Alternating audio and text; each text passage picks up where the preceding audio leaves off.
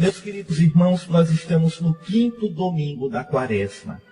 Na liturgia, antes da reforma litúrgica dos anos 60, 70, este domingo era chamado também primeiro domingo da Paixão. O domingo anterior ao domingo de Ramos. Seria o primeiro domingo da Paixão, e o domingo que vem, domingo de Ramos, o segundo domingo da Paixão. E era nesse dia, sobretudo a partir desse domingo, que se cobriam, às vezes já no início da Quaresma, e às vezes nesse domingo, se cobriam todas as imagens de roxo, as cruzes, as pinturas com quadros dos santos, em sinal de um aprofundamento, um maior mergulho no mistério da paixão do Senhor. Um mergulho ainda maior na sobriedade, naquela seriedade, naquela gravidade que a celebração da paixão do Senhor exige de nós. Ainda hoje, você fique sabendo que é permitido, e eu digo mais, é até louvável, é bonito quando se faz. É permitido, a partir deste domingo, já ontem à tarde, já no sábado à tarde, cobrirem-se todas as imagens de roxo. Cobrem-se todas as imagens e cobrem-se as cruzes da igreja, de roxo, não é de branco, é de roxo. E quando devem ser descobertas? Devem ser descobertas na tardezinha do sábado para a vigília pascal. Então, na vigília pascal, as imagens e as cruzes estarão descobertas. Na verdade, a cruz ela pode ser descoberta na Sexta-feira Santa, após a celebração da Paixão do Senhor. Se for a cruz usada para adoração da cruz. Se não, fica coberta. Então, uma cruz só fica descoberta após a celebração da Paixão na Sexta-feira Santa. Cobre-se agora, na verdade, deviam se cobrir ontem, sábado, à tarde, as imagens e as cruzes. Na Sexta-feira Santa, após a celebração da Paixão, às 3 horas da tarde, terminada a celebração, a cruz que foi apresentada ao povo fica descoberta na igreja, durante o resto da sexta e o sábado. E, antes da vigília pascal, quando se for arrumar a igreja, preparar para a vigília, descobrem-se todas as imagens e as cruzes todas. Então, são coisas que é bom recordar. Como é bom recordar que para a Sexta-feira Santa, a cruz que vai ser adorada é uma só. Uma só. E se tiver muita gente? Se tiver muita gente, o padre levanta bem alto a cruz, mostra a todo mundo e dá uma bênção com a cruz. Mas é uma cruz só. O missal romano é muito claro. Não se deve usar mais de uma cruz. Não se deve usar. Então, meus irmãos, estamos então no domingo, já o domingo anterior ao início da grande semana, da Semana Santa. Essa missa desse domingo, as leituras desse domingo, já falam disso. Por exemplo, na antífona de entrada, a oração, o versozinho da Escritura, toda a missa, ela tem lá no missal um versozinho da Bíblia. Esse versículozinho se canta, como aqui no Brasil a gente não tem música, esse versículo, então canta outras músicas religiosas. Esse versinho é chamado antífona de entrada. Ele diz assim hoje, repare como é bonito. É a oração do próprio Cristo. A mim, ó Deus, fazei justiça. Defendei a minha causa contra a gente sem piedade.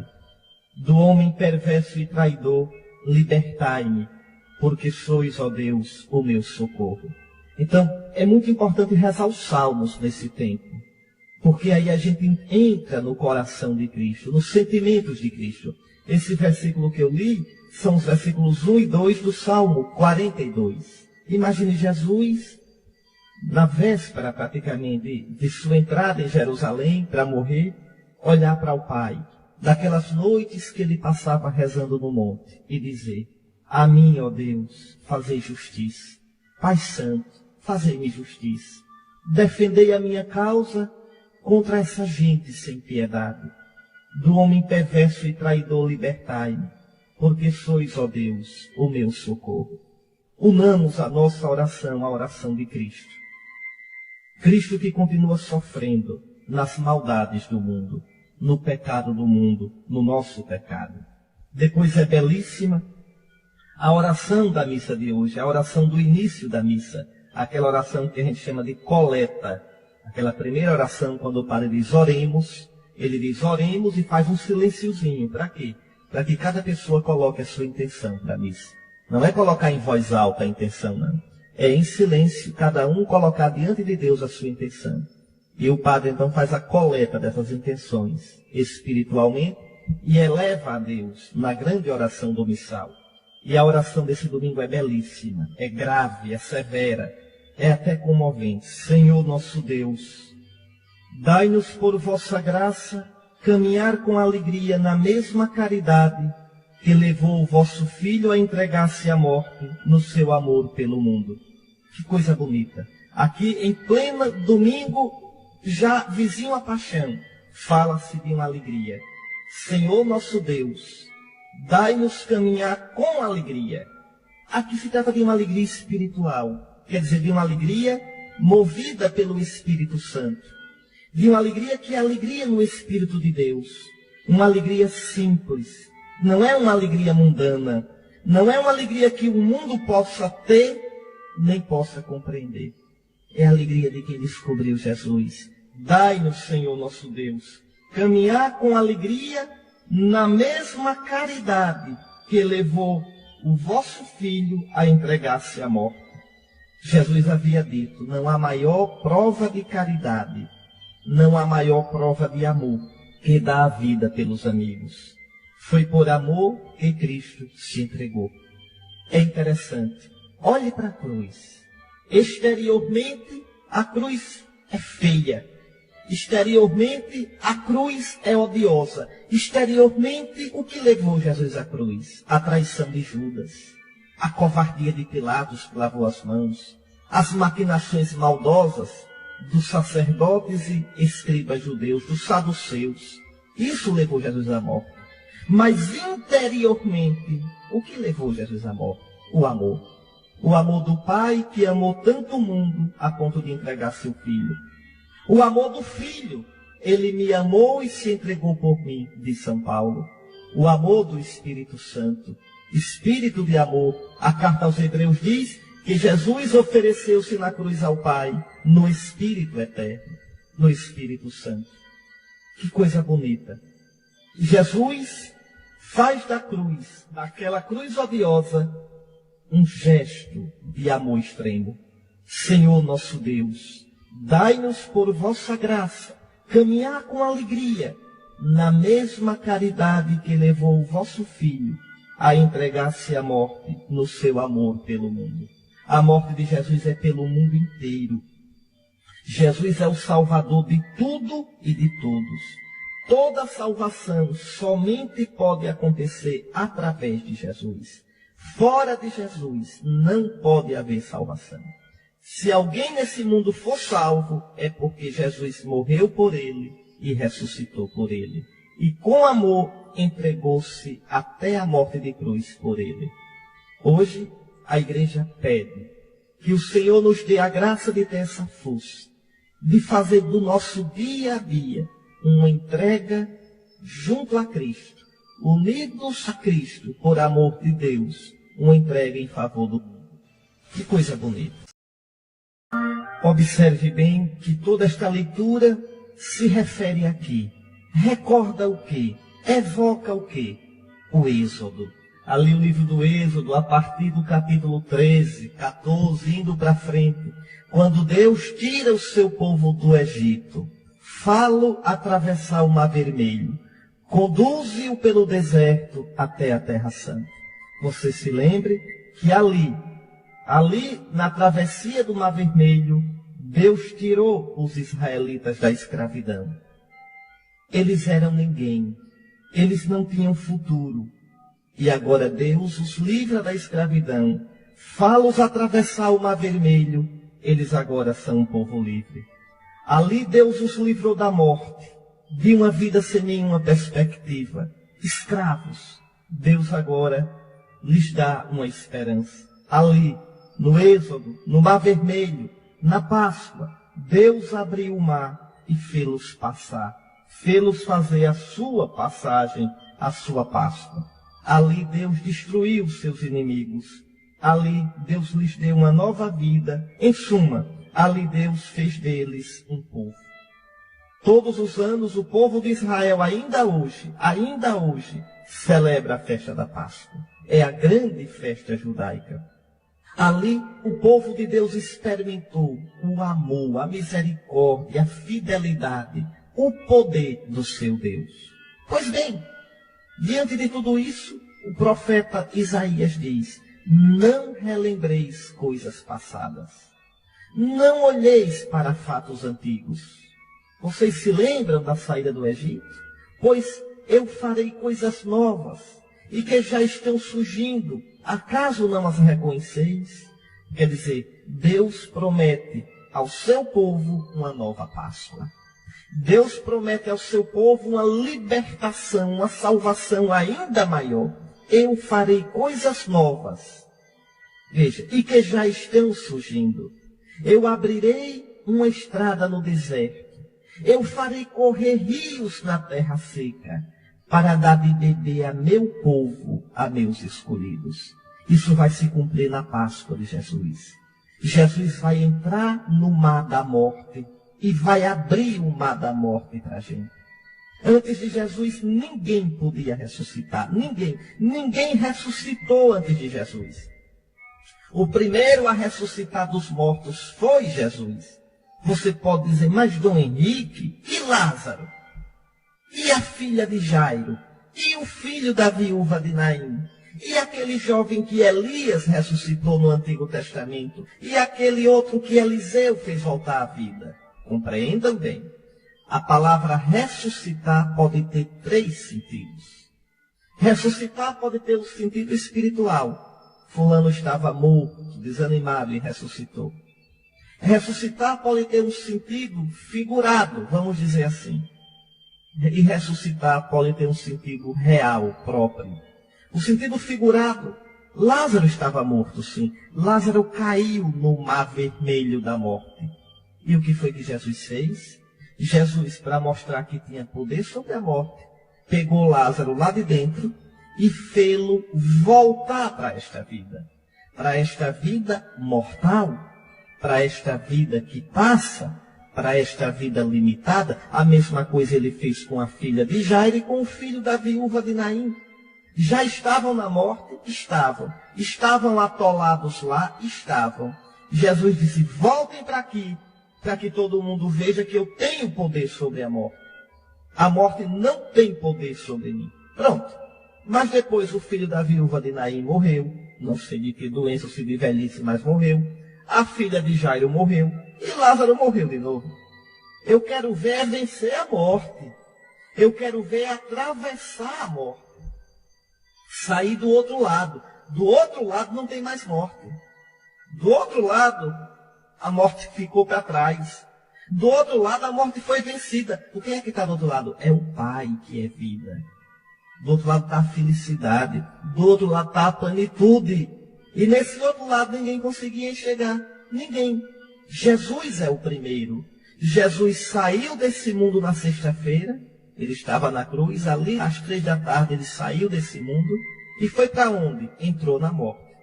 Passou o resto da sexta na morte. O sábado todo na morte. E no domingo de madrugada saiu do outro lado. Ele ressuscitou. Ele venceu a morte. Nunca mais a morte tem poder sobre ele. Você não pense, viu, que a ressurreição de Jesus foi ele voltar para esse mundo. Coisa nenhuma. Se voltasse para esse mundo, não ressuscitou. Não. Ele passou deste mundo para o Pai. Na madrugada do domingo, eu vou dizer a você. Imagine que você tivesse ficado preso naquele túmulo. Tivesse esquecido você lá dentro. Você ficasse ali. Jesus lá enrolado no lençol. E você ali. Na hora da ressurreição, no domingo de madrugada, você teria visto o quê? Jesus se levantando e saindo do túmulo, abrindo a porta e saindo? Nada disso. Nem pense. O que você viria, talvez, seria uma luminosidade saindo de dentro do corpo de Jesus, de dentro do lençol, e daqui a pouco o lençol murchar. Pronto. E Jesus foi para onde? Jesus entrou no Pai. Jesus foi para o Pai. Atravessou a morte. Jesus não ressuscita neste mundo. Jesus ressuscita na glória do Pai. Mas, senhor bispo, ele não passou 40 dias aqui? Cuidado. Ele passou 40 dias aparecendo aos apóstolos. Aparecia realmente. os apóstolos podiam comer com ele, tocar nele. Mas depois, Jesus ia para onde? Ia descansar embaixo de uma jaqueira, era? Não, Jesus desaparecia porque Jesus está no Pai. Jesus não está mais com os apóstolos. E aquilo que ele diz a Madalena, não me retenhas porque ainda não subi para o Pai. Veja, primeiro Jesus não diz não me toque, não me retenha. Quer dizer, Madalena, eu não estou mais com vocês como estava antes. Eu estou de um modo novo agora. Você não pode mais me reter com você. Não. Veja, eu ainda estou aparecendo a vocês, mas eu não estou mais como estava antes. O não subir ao Pai aqui é no sentido da ascensão. Mas Jesus já está com o Pai. Tanto que ele vai dizer em Lucas, era isto que eu dizia quando estava convosco. Não está mais, não daquele jeito. Agora ele está de um modo novo. Então, a ressurreição é sair desse mundo, entrar na morte, atravessar o mar da morte e sair do outro lado. É isso que o profeta hoje promete, em nome de Deus. Não relembreis coisas passadas. Eu farei uma coisa nova. Eu abrirei uma estrada no deserto e farei correr rios na terra seca, para dar de beber a meu povo, a meus escolhidos. Este povo, esta igreja que eu criei para mim, cantará os meus louvores. Nós somos o povo novo, essa igreja de Cristo. Mas essa novidade não é só após a morte não, meus irmãos. Já agora, nós já atravessamos o Mar Vermelho, viu? O mar da água do batismo. Nós vivíamos no pecado. Você pode dizer, mas Dom, eu era criança. Eu não tinha nenhum pecado não quando eu fui batizado. Não tinha. Você não tinha nenhum pecado pessoal. Mas a sua natureza já era pecadora. Minha mãe já concebeu-me pecador. Todos nós já nascemos quebrados pelo pecado. É só dar tempo para ver. Aí a criancinha já mostra toda a chantagem dela, o egoísmo dela, a malcriação dela. Desde pequeno, o espinho de pequeno já traz a conta. Nós somos pecadores, sim. A nossa natureza humana é doente. A nossa natureza humana é fechada para Deus. Tem um pé atrás, desconfia de Deus.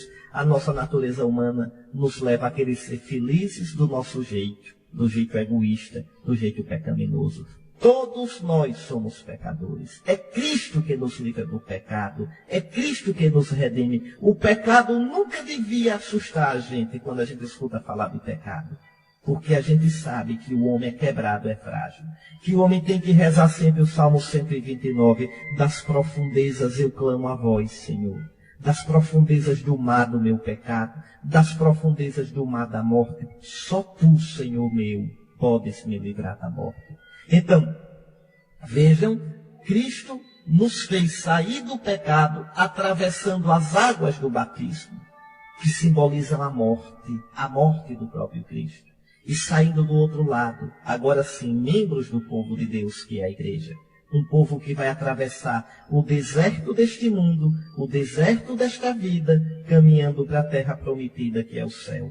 Nós estamos agora nesse estágio, atravessando o deserto. Pois bem, não relembreis coisas passadas, não relembreis os velhos pecados, não olheis para os fatos antigos. Eis que eu farei coisas novas que já estão surgindo. Não as reconheceis?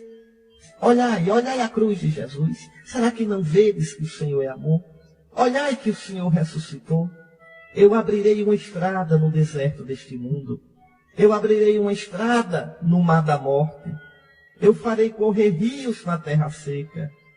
E o meu povo que eu criei para mim, o meu novo povo, minha igreja, cantará os meus louvores. É essa a mensagem da primeira leitura de hoje. Mas você vai ver daqui a pouco que tanto a segunda leitura quanto o Evangelho vão falar dessa novidade, de deixar de lado o que ficou para trás, deixar de lado a vida velha, para viver uma vida nova em Cristo Jesus. A Páscoa nos convida a isso, a deixar a vida velha de pecado. E coloca onde o meu pecado? Afogue no mar vermelho, no mar da graça de Cristo, no mar da morte de Cristo. Atravesse com Cristo para o domingo da ressurreição, para uma vida nova. Todo aquele que está em Cristo, lembre de domingo passado, Olhe, você não esqueça o que escutou no domingo passado. Todo aquele que está em Cristo é uma nova criatura. Passaram as coisas antigas, eis que tudo se fez novo. E isso vem de Deus, que nos justificou em Cristo. Aquele que não conheceu o pecado, aquele que é santo, Jesus, Deus o tratou como vítima de pecado, para que nele nós nos tornássemos justiça, santidade de Deus. Está vendo? Vamos agora rezar o Salmo 125, escutar, meditando. O Salmo vai dizer que o Senhor nos tirou do cativeiro, que o Senhor nos conduziu e a gente parecia sonhar. E a igreja pode dizer, maravilhas fez conosco o Senhor. Exultemos de alegria. Ó Senhor, muda a nossa sorte. Senhor, vê nossa miséria, vê nossa fraqueza, vê nossa infidelidade, Senhor. Vê também os pecados de tantos na igreja, que emporcalham a igreja, que denigrem o teu nome, que fazem sofrer os teus fiéis. Senhor, Senhor, muda a nossa sorte como as torrentes no deserto. Sim, Senhor, porque os que lançam as sementes entre lágrimas, e nós vamos semeando nesse mundo entre lágrimas, ceifarão com alegria. Chorando de tristeza sairão espalhando suas sementes. Cantando de alegria voltarão, carregando seus feixes. Sim, agora a gente chora semeando. Um dia a gente cantará de alegria colhendo. Do outro lado do mar da morte, na Páscoa eterna, que o Senhor nos prepara. Muito bem. Então, o Senhor nos renova. O Senhor é capaz de mudar a nossa sorte, o nosso destino, a nossa situação. E muda com a cruz do seu Filho. Muda com a sua misericórdia. Muda com o seu perdão. Então, renova-me, Senhor. Eu já não quero ser igual. Eu já não quero olhar as coisas passadas. Tudo que há em mim precisa ser mudado por Ti. E o Senhor realmente, quando a gente se abre para Ele, na verdade, Ele nos renova. O escândalo para o cristão não é o pecado.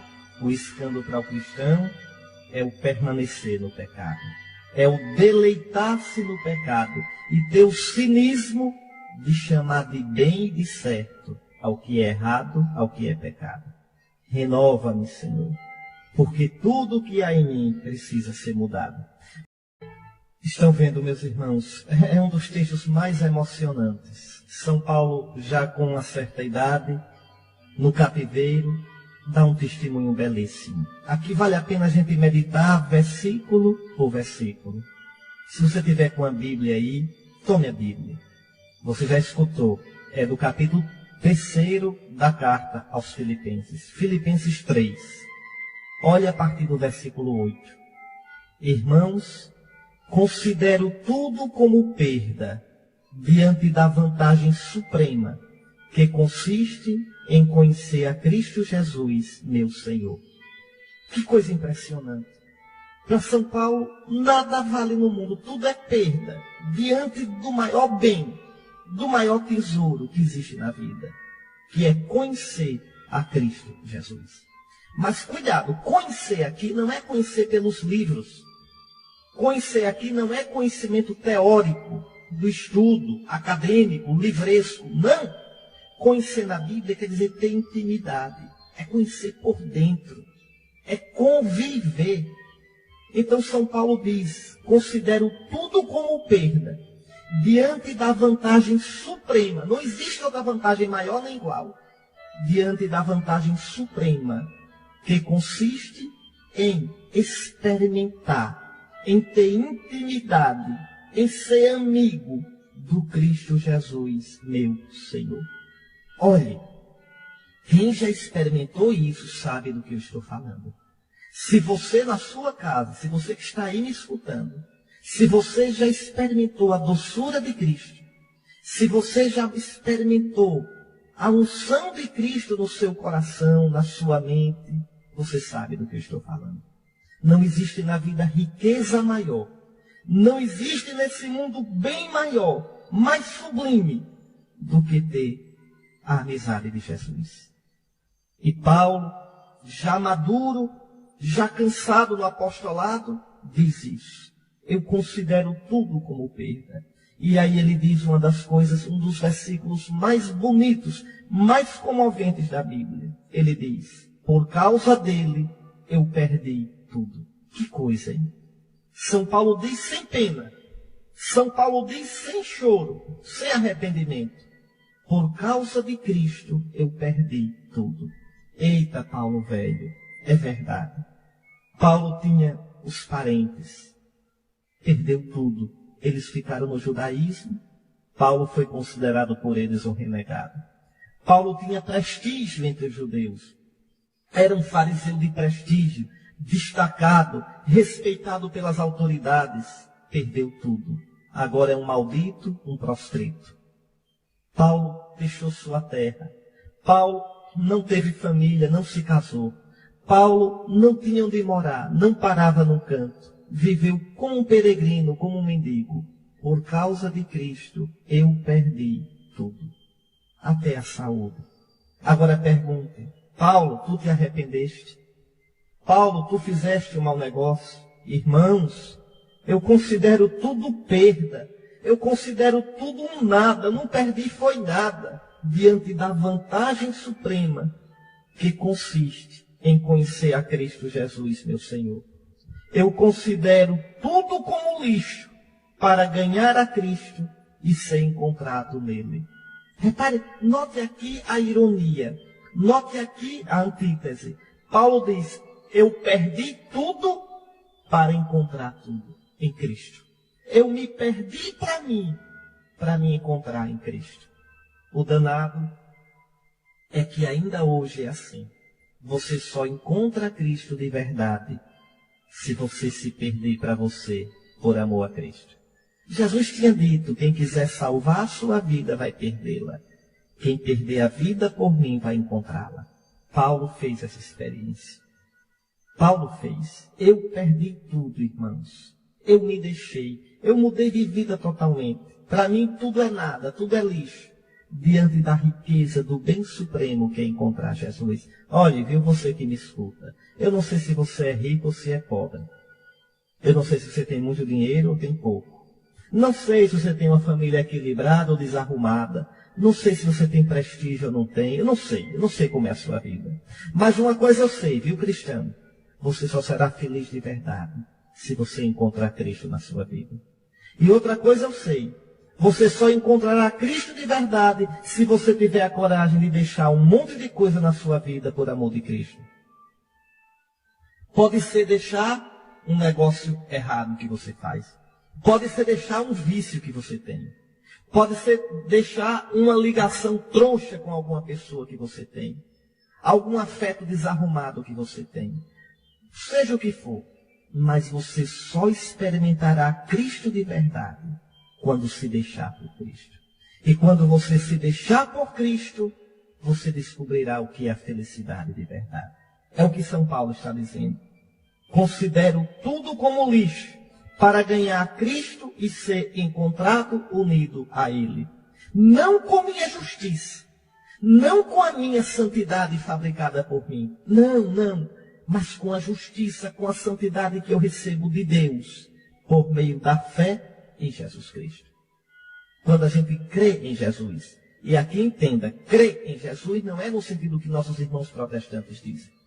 Porque ele diz, crê em Jesus e está salvo. Sim, mas o que significa crer em Jesus? Significa ser batizado no nome de Jesus, cumprir os mandamentos de Jesus, participar da Santa Missa, confessar-se, viver uma vida de retidão. Esse crer significa isso tudinho. Se não é aquele crer da boca para fora. Às vezes as pessoas dizem, eu creio tanto em Jesus. Mas vive uma vida errada. Vive uma vida de pecado, então não crê coisa nenhuma. É o bispo que diz isso? Deixa o bispo para lá. Quem diz isso é a verdade, é Jesus. Por que me chamais Senhor, Senhor, e não fazeis o que eu digo? Aquele que crê em mim, aquele que me ama, guarda a minha palavra.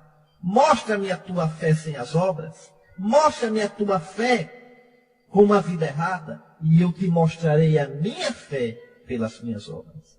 Então, isso sim, São Paulo diz, não com a minha justiça, mas com a justiça que vem de Deus, com a santidade que vem de Deus, pela fé em Jesus. E aí São Paulo vai dizer, o que significa crer em Jesus. Aí São Paulo vai dizer o que significa ser santo em Jesus. Ele diz, esta consiste em conhecer a Cristo. Conhecer, como eu já disse, em ser amigo dele, em olhá-lo nos olhos, em gelar de emoção quando a gente sente os olhos de Jesus nos nossos olhos. Consiste em conhecer Jesus, em experimentar a força da sua ressurreição, em ficar em comunhão com os seus sofrimentos, tornando-me semelhante a ele na sua morte, para ver se alcanço a ressurreição dentre os mortos. Eita, cristão, que coisa bonita. Veja, permanecer unido a ele nos sofrimentos. Os sofrimentos de Jesus são os meus sofrimentos. Eu estava rezando essa semana, vou partilhar aqui uma coisa com você, viu? Eu rezando essa semana, e assim, triste, muito triste. Corta o coração de qualquer católico, muito mais de um bispo. Com esses escândalos que a gente escuta falar, padres que deviam dar exemplo de santidade, às vezes têm uma vida que dá escândalo. Graças a Deus é uma minoria, pode ter certeza, viu? É uma minoria. São os escândalos que aparecem na televisão, são os escândalos que aparecem no rádio. Não aparece no rádio a santidade dos nossos padres, não. Não aparece na televisão o bem que eles fazem, o combate que eles combatem na fé. E não é para aparecer mesmo, não. Não é não. Isso fica no coração de Deus. Mas os escândalos aparecem, machucam e fazem tanto mal à igreja. Mas Jesus mesmo disse, viu? É inevitável que haja escândalo entre vós. Agora, ai daquele por quem vem o escândalo. Bom, mas eu triste pensando nisso, e me veio no coração tão forte uma palavra de Jesus. Jesus dizia aos apóstolos, fostes vós que permanecestes comigo em todas as minhas tribulações.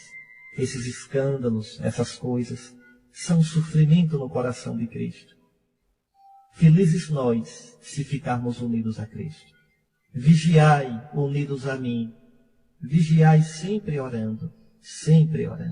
Vigiai orando comigo. Jesus nos chama a isso. É isso que São Paulo está dizendo. Para conhecer a Jesus, conhecer a Cristo, experimentar a força da sua ressurreição. Mas como é que eu experimento a força da ressurreição de Cristo? Ficando em comunhão com os seus sofrimentos. Tornando-me semelhante a ele na sua morte, para ver se alcanço a ressurreição dentre os mortos. Meu Jesus, meu querido Jesus, meu bendito Jesus, dá-me a graça de permanecer unido a ti nos teus sofrimentos. Dá-me a graça, é uma graça doida que eu te peço. É uma graça que para o mundo é loucura. Dá-me a graça de ser semelhante a ti na tua morte. De nos meus sofrimentos, nas decepções, nos desafios da vida, eu olhar para ti e dizer, completo na minha carne, Jesus, o que faltou dos teus sofrimentos. Quero ser, Jesus, semelhante a ti. Quero ser crucificado na minha vida contigo, nas minhas dores, nas minhas solidões, nas minhas derrotas, nos meus momentos de escuridão. Eu quero estar contigo. Quero que tua morte esteja em mim, para que a tua ressurreição esteja também na minha vida. Sim, como diz o teu apóstolo, ficar em comunhão com os sofrimentos de Cristo, tornando-me semelhante a ele na sua morte, para ver se alcanço a ressurreição dentre os mortos. E aí Paulo, já maduro, vai dizer uma coisa que nos consola tanto. Não que eu já tenha recebido tudo isso, ou que já seja perfeito, mas uma coisa eu faço. Corro para alcançá-lo, visto que já fui alcançado por Cristo Jesus. Que coisa, né? A gente só corre para alcançar Jesus, porque Jesus já alcançou a gente com a sua graça. Ele não mente não, meu irmão. Ele não diz, ninguém pode vir a mim, se o Pai que me enviou não o atrair. E aquele que vier a mim, eu não o rejeitarei, porque desci do céu, não para fazer a minha vontade, mas a vontade daquele que me enviou. E a vontade daquele que me enviou é esta, que eu não perca nada do que ele me deu, nenhum dos que ele me deu, mas o ressuscite no último dia. Tá aí. Mas você não experimentará a glória de Cristo sem experimentar a cruz de Cristo. Eu, quando leio esse texto, eu me lembro de um monge no Rio de Janeiro, Nosso Senhor já me fez passar por um caminho muito longo. Eu já fui monge, já vivi no mosteiro, em 2 mosteiros. E no mosteiro do Rio, uma vez ajudando ao irmão sacristão, preparando a Semana Santa, eu vi um cálice que tinha escrito na base, no pé dele, em latim. Tinha escrito, tanto corri que alcancei o Cristo. Eu já contei essa história aqui. E eu perguntei ao irmão, o que é essa inscrição? Ele disse, isso é de um monge que era corredor, era maratonista. Nos anos 30, um monge paulista. Ele correu em São Paulo, correu no Rio, correu na Europa e ganhou várias medalhas. E depois ele largou tudo por causa de Jesus e se fez monge. E na ordenação dele ele mandou derreter todas as medalhas e fazer esse cálice. E mandou escrever isso. Tanto corri que alcancei o Cristo. Que graça de Deus. Há aqueles que correm sem saber para onde vão. Há aqueles que correm e nunca alcançam o destino. E o destino, o único destino que vale nesse mundo é Cristo. Pode acreditar. Corra de modo a alcançar o Cristo. Mas olhe, a gente só corre para alcançar Cristo porque Cristo já nos alcançou antes. E já colocou no nosso coração a sede, a saudade, o desejo de encontrá-lo. E São Paulo então termina dizendo, uma coisa, né, porém eu faço. Esquecendo o que fica para trás, eu me lanço para o que está na frente. Está vendo a primeira leitura? Não fiqueis a recordar coisas do passado. Eu vou fazer uma coisa nova. Eu vou dar-vos a salvação em Cristo. São Paulo diz, eu esqueço o que ficou para trás. Você pecou. Esqueça, se confesse e deixe o pecado para trás. Cristo não espera você no passado. Cristo espera você hoje. E para construir com você um futuro. Esquecendo o que fica para trás, eu me lanço para o que está na frente. E o que é que está na frente? É o meu Senhor Jesus que me espera. Corro direto para a meta, rumo ao prêmio que do alto Deus me chama a receber em Cristo Jesus. Está aí. Nós estamos já na penúltima semana da Quaresma. Homem, mulher, deixe o velho pecado, esqueça o velho pecado. Confesse esse pecado, procure o Padre, confesse-se ao Senhor Jesus, jogue o seu pecado no fundo do coração de Cristo, que Ele queima com seu amor. E corra para diante, para uma vida santa, para uma vida na qual você conheça Jesus com todo o seu coração. Deus age por nós em Cristo Jesus, na cruz do Senhor Jesus, na sua ressurreição. Deus agiu de modo pleno, total e definitivo na nossa vida. Por isso eu posso dizer, eu me levanto e prossigo, porque Deus agirá. Não lembreis as coisas do passado, diz a primeira leitura. Eu vou fazer uma coisa nova. E São Paulo diz, esquecendo o que ficou para trás, eu sigo adiante. Um belo exemplo disso, de como Deus muda a nossa vida em Cristo, de como o Senhor nos renova, nos restaura. Lembrem de domingo passado, todo aquele que está em Cristo é uma nova criatura.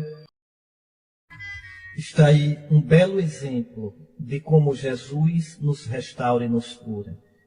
Essa mulher é a imagem da humanidade toda. Essa mulher é você, essa mulher sou eu, essa mulher é toda a humanidade. E Jesus nos renova.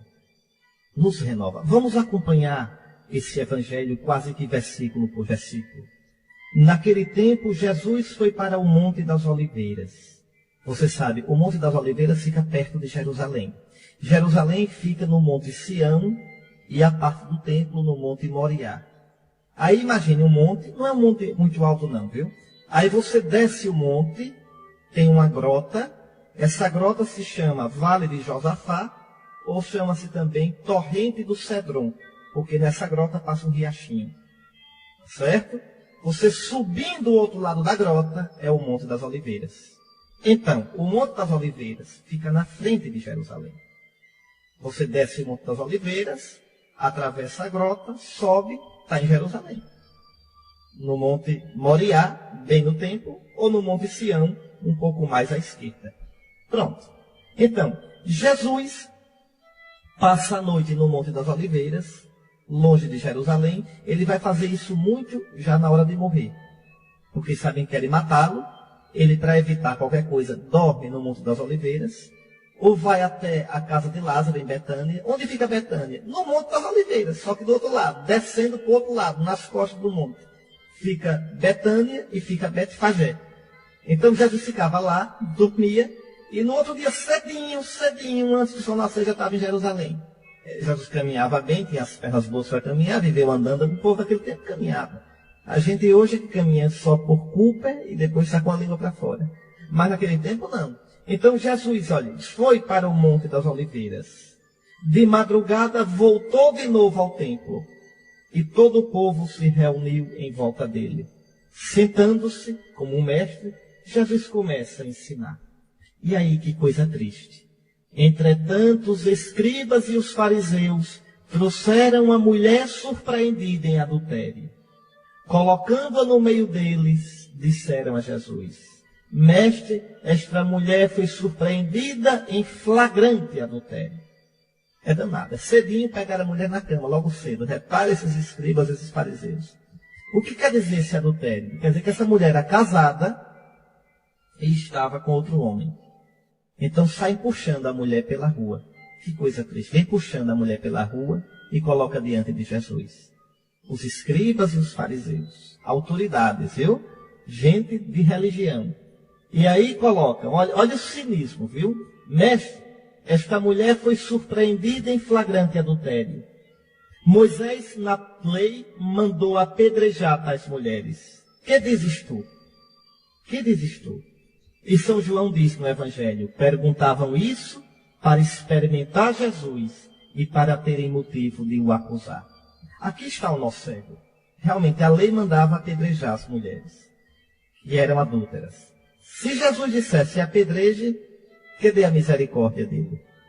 Se Jesus dissesse não apedreje, então ele está desobedecendo, descumprindo a lei de Deus, a lei de Moisés.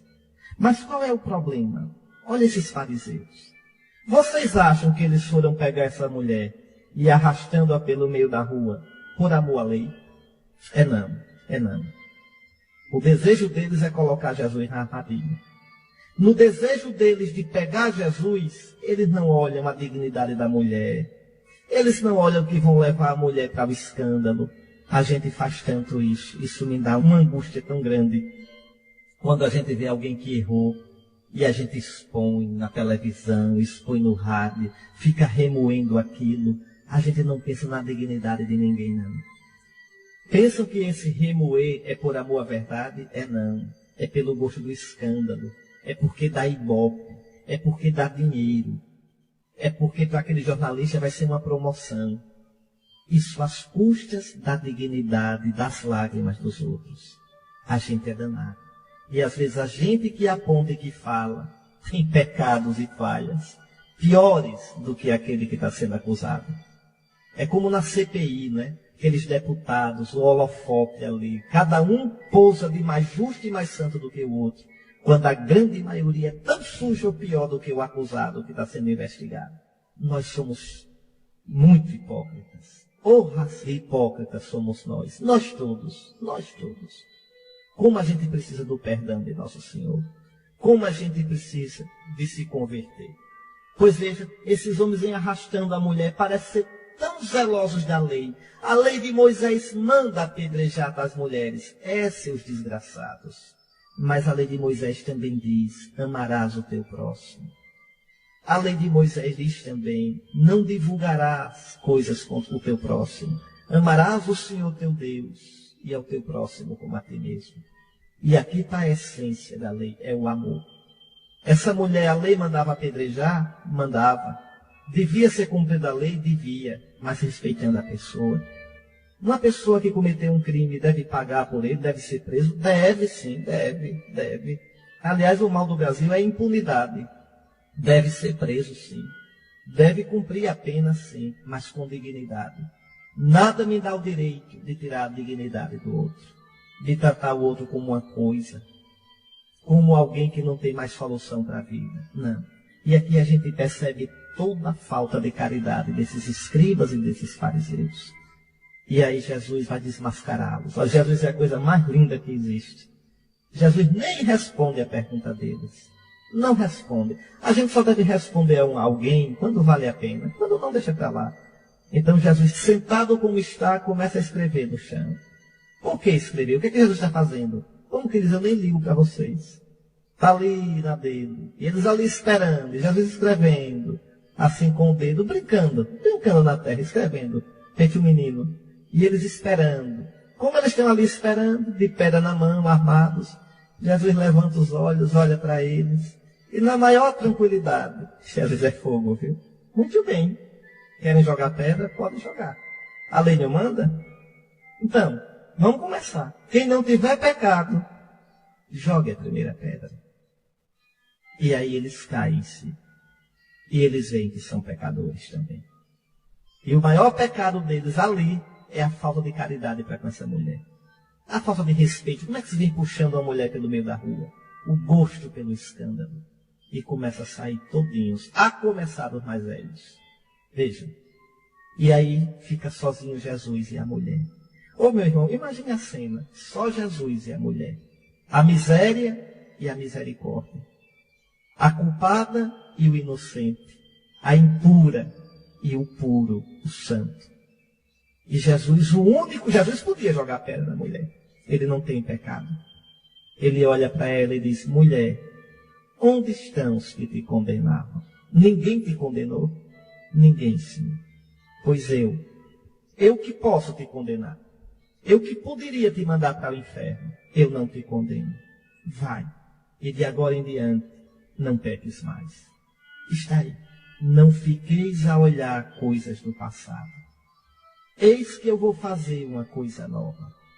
E São Paulo, esquecendo-me do que ficou para trás, eu sigo adiante, rumo ao prêmio, à meta. O Senhor Jesus olha para você, nesse 5º domingo da Quaresma. O Senhor olha para você e diz, eu não te condeno. Confessa o teu pecado. Eu não te condeno. Agora, de agora e para diante, vai e não voltes mais a pecar. Todo aquele que está em Cristo é uma nova criatura. É uma vida nova. Está aí a mensagem desse 5º domingo da Quaresma. Um convite a, neste final de Quaresma, depois que a gente fez o balanço, as contas e viu nossa miséria, nosso pecado, não ficar olhando mais para trás, mas olhar para Cristo e ir para adiante com o coração cheio de confiança. Meus queridos irmãos, está aí a palavra de Deus, né? Essa palavra tão santa, essa palavra que enche nosso coração de alegria, essa palavra que nos ilumina, essa palavra que é vida e é vida em abundância. Eu peço que você, se não se confessou ainda, se confesse. Peço que você vá cada vez mais mergulhando no mistério da cruz do Senhor. A própria oração da igreja, o prefácio da missa, já vai dizer: o universo inteiro, salvo pela paixão do vosso Filho, pode proclamar a vossa misericórdia. Pelo poder radiante da cruz, vemos com clareza o julgamento do mundo e a vitória de Jesus crucificado. Na cruz, o pecado do mundo é desmoralizado. Na cruz, a vitória de Cristo se torna a nossa vitória. A bênção. Bendito seja o nome do Senhor, agora e para sempre. O nosso auxílio está no nome do Senhor, que fez o céu e a terra. Abençoe-vos o Deus Todo-Poderoso, Pai, Filho e Espírito Santo. Amém. Nós vos adoramos, Santíssimo Senhor Jesus Cristo, e vos bendizemos, porque pela vossa Santa Cruz remistes o mundo.